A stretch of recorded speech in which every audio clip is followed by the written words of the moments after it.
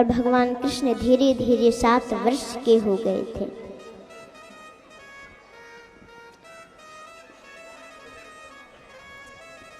माता यशोदा भोग बना रही थी।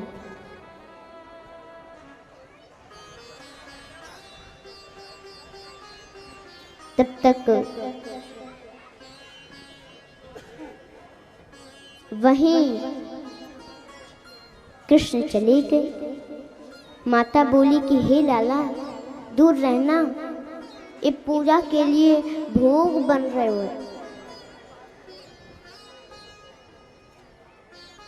इससे तो जय जय होगा। तो कृष्ण बोले कि सबसे बड़ा तो जय जय हम हैं, हमको छोड़कर जय जय कौन है? जय जय तो हम ही हैं, ये दूसरा जय जय कौन आ गया? और नंद जी के पास में रोते हुए गए। नंद जी ने पूछा क्यों रो रहे हो तुम? कृष्ण बोले कौन जय जय है? माता भोग बना रही है, हमको नहीं दे रही। नंद जी ने कहा हे लाला मेरी गोद में बैठ, मैं बताता हूँ।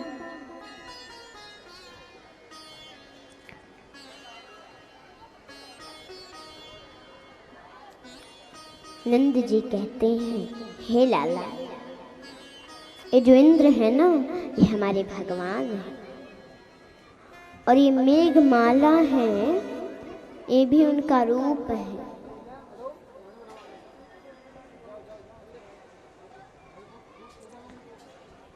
और हम सब ब्रजवासी किसान हैं, इसलिए साल में 1-2 बार इनकी पूजा की जाती है। किस लिए? तो पूजा की जाती है तो ये वर्षा करते हैं, तो हमारी खेती होती है,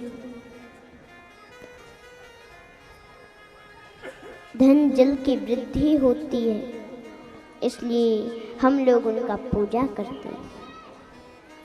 कृष्ण ने गंभीर हो गए और बोले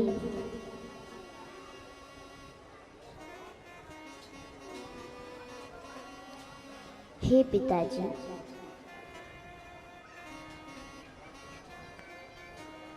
कर्मणा जायते जन्तु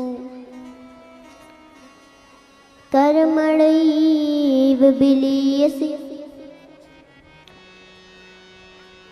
सुखम दुखम भयम क्षेमम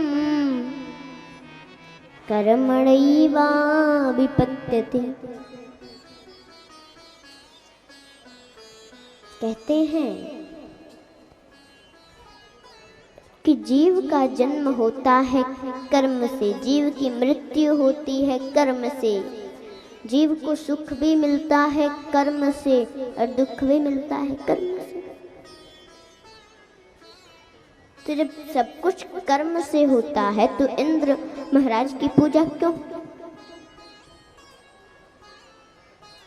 और कृष्ण भगवान ने एक बात और बोली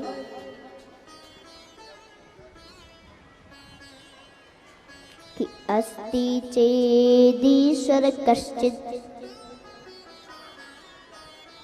फलरूप्यं कर्मणाम् कर्तारं भजते सोऽपि नायकर्तु प्रब्रूहि सः।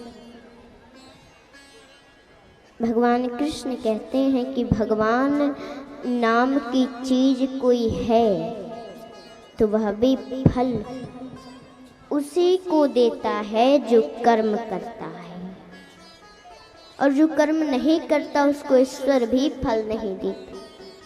कर्म ही प्रधान है, कर्म प्रधान विश्व रच राखा, जो जस करे तस फल चाखा।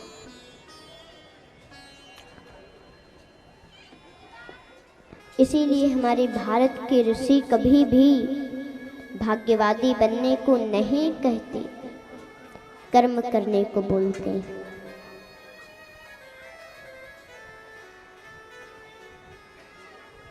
क्योंकि कहते हैं भाग्य को कभी मत मानना, क्योंकि भाग्य नाम की चिड़िया तो कुछ होते ही नहीं है।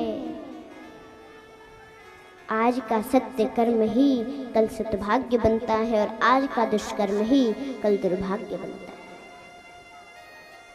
कर्म ही हमारा भाग्य बनता है।